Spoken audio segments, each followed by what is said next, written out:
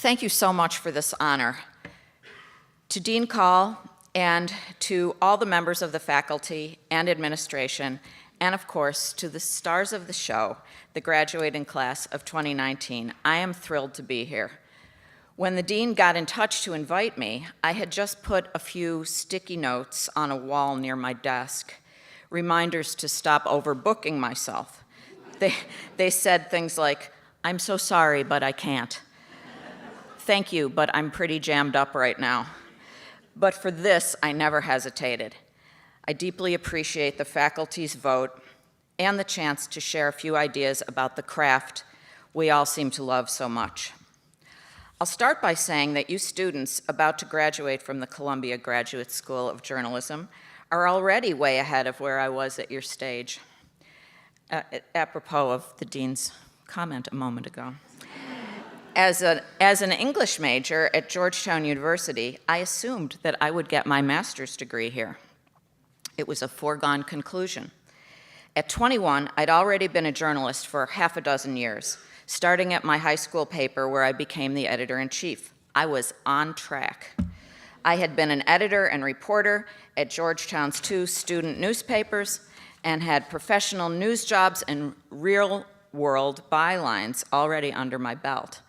I had even been offered a full-time reporting slot at the Niagara Gazette, where I spent the summer after my junior year.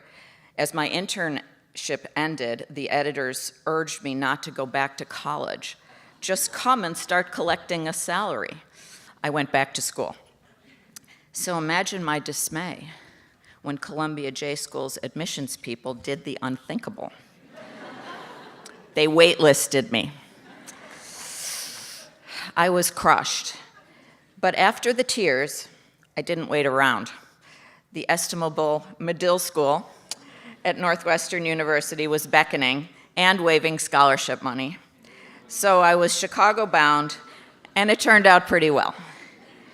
Over the course of several decades, journalism has given me experiences I wouldn't trade for anything. I once interviewed Mother Teresa after a mass at dawn in the Calcutta orphanage that she founded. I remember that she radiated spirituality and that the top of her head barely reached my shoulder. Later, as the newly minted top editor at the Buffalo News, I had to decide, as the print deadline loomed late on November 7th, 2000, what huge headline we would put on the front page story of the Bush versus Gore election. We didn't realize it that night, but we wouldn't know for many weeks who the next president would be, after the nation learned a great deal about vote recounts and so-called hanging chads on Florida's paper ballots. I'm happy to report that our final edition readers saw a safe enough headline, down to the wire.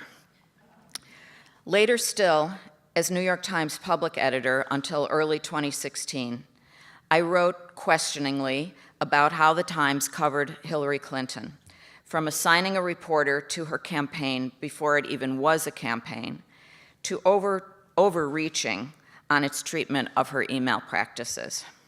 It was decidedly not the way to win friends among those I was writing about, but as you know, that should never be the aim of journalists anyway. There's a lot to be said about being an outsider. So in other words, I've had my share of adventures and often enough misadventures. I've certainly made errors of judgment and straight-up mistakes, and be assured you will too.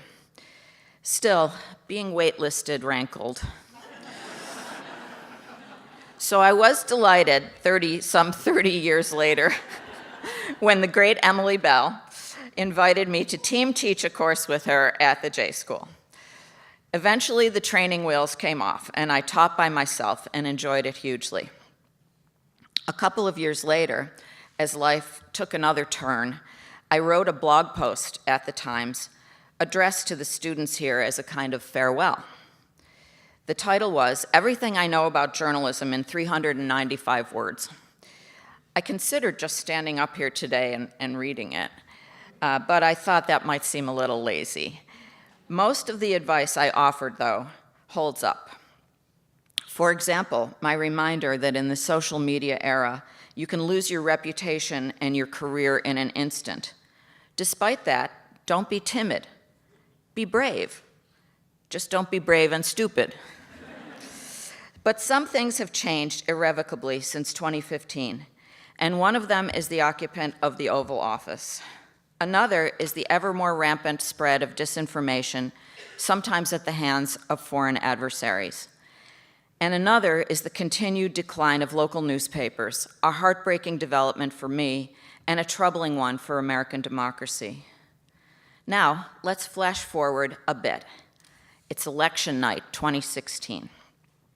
And I'm about 4 months into my job, my new job, as media columnist for the Washington Post.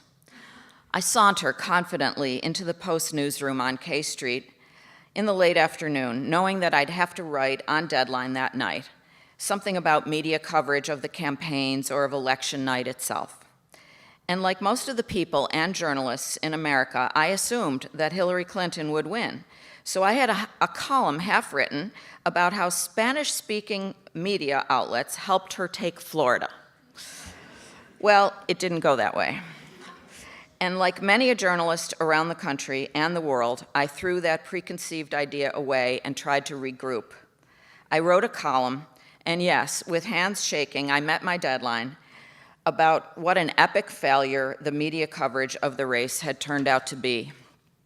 Filled with savvy prognostications, poorly explained probability forecasts, and too little understanding of what was really going on in the country. After that column published around midnight, my editors asked for a second column before my night was over. This one looking forward. How should journalists cover soon-to-be President Trump in the months ahead? I have to admit, I really had no idea, but I scrambled hard. That column carried the headline, "A Call to Action for Journalists Covering President Trump." I need some water.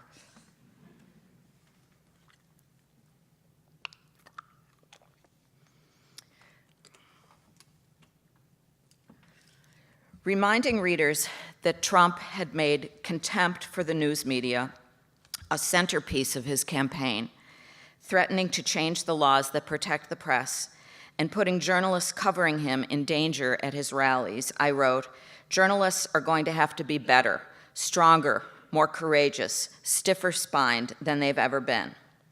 I quoted Columbia's own Jamil Jaffer, director of the Knight First Amendment Institute, who admonished distraught citizens, "Stop saying you're going to move to Canada. What you've got here is worth defending." And I concluded we have to keep doing our jobs of truth-telling and holding those in power accountable. But now we'd have to muster more determination and smarts than ever before. Since then, as you all know, those election night words have been sorely tested. President Trump has continued to disparage journalists, taking the phrase fake news, originally used to describe intentional misinformation, and in a diabolical bit of rhetorical jujitsu, shifted its meaning to undermine legitimate reporting. Now we hear that phrase echoed by autocrats around the globe who use it to denounce their critics, and we hear it from politicians all over the United States. When my former colleague in Buffalo, Jerry Zaremski, reported the apparent insider trading of Congressman Chris Collins, who was the first member of Congress to endorse Trump, Collins slammed Jerry and the Buffalo News as fake news and used those words in the fundraising appeals to his very red district. He was narrowly reelected last fall, but he was also indicted by a federal grand jury on charges of insider trading and lying to federal agents. As in so many cases, the original reporting, mocked as fake, turned out to be firmly grounded in reality. How well have we in the news media done in this challenging environment? It's dangerous to generalize because the media is by no means a single entity. But in simplest terms, the record is mixed. Yes, we have relentlessly dug out the truth, and we've stood together when it counted, as when the White House revoked the press pass of CNN's Jim Acosta. But we've also allowed Trump to lead us around by the nose as we overreact to his outrageous tweets and insulting nicknames and let him serve as our de facto assignment editor. He says jump, and far too often the media seem to say, "How high, Mr. President?" Meanwhile, I've tried to hold journalists to their highest purpose and to stand up for press rights that are under siege. In doing so, I've been pummeled verbally by Trump supporters who interpret my every criticism of the president as an ad hominem attack or even part of a coup attempt. I've been alarmed enough to send some of the threatening emails or phone messages I've received to the Post's security team, and I've toughened up about frequently being called the worst name one can call a woman. Quite separately, one reader informed me that I am a venomous serpent, but I decided to view that one as a badge of honor and a possible eventual epitaph.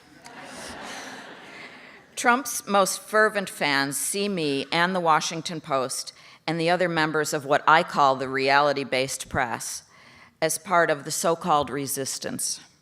They portray us as at war with the president.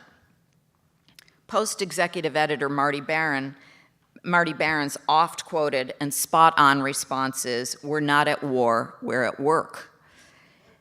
Or, as I've written, it's not resistance, it's reporting. And those aren't just slogans, they express the spirit of newsrooms around the country. Now, my friends in the 2019 graduating class, you head out into this chaotic world.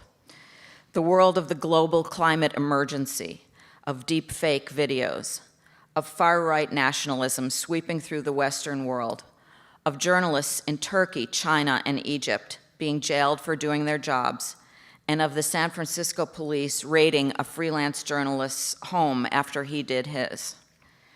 You already know that the economics of journalism are at best unpredictable and often scary.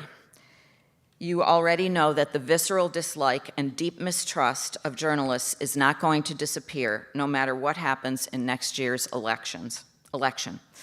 And you know that warp speed technological changes are going to throw ethical challenges at us all. I started my career in a newsroom where reporters still wrote on manual typewriters and editors had pots of glue on their desks. I can explain later. And somehow I crossed the rickety bridge into this digital, security-obsessed sphere where Twitter is a necessity and an addiction, and where, for safety reasons, I can't receive physical mail at the Post's office here in New York before it goes to a remote location for scanning. Things will change even more radically for you and much faster. That's why it's crucial that you have as your guiding North Star a moral core. That's why it's crucial that you've had the training in ethics and best practices that you've had here. You must stay faithful to them, come what may. I'm sometimes asked what the most important qualities are for a journalist. I used to say curiosity and compassion and rigorous reporting. What I've learned in the past few years is that persistence and determination and an independent spirit are every bit as important, and perhaps most of all, integrity, the quality of being honest, incorruptible, and whole. We need you, graduates, and we need you at your best. Despite everything, I know that you can make a positive difference no matter where your individual paths take you. I'll close with a quote from J.D. Salinger, which captures the against the odds optimism I feel today. It goes like this: "For the faithful, the patient, the hermetically pure, all the important things in this world, not life and death perhaps, which are only words, but the important things work out rather beautifully."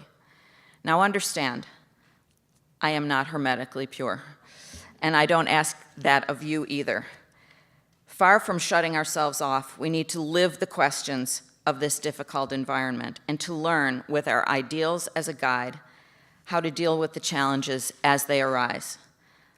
I can't wait to see what you do out there in this crazy world which needs you so desperately to be truth tellers and people of integrity. Thank you.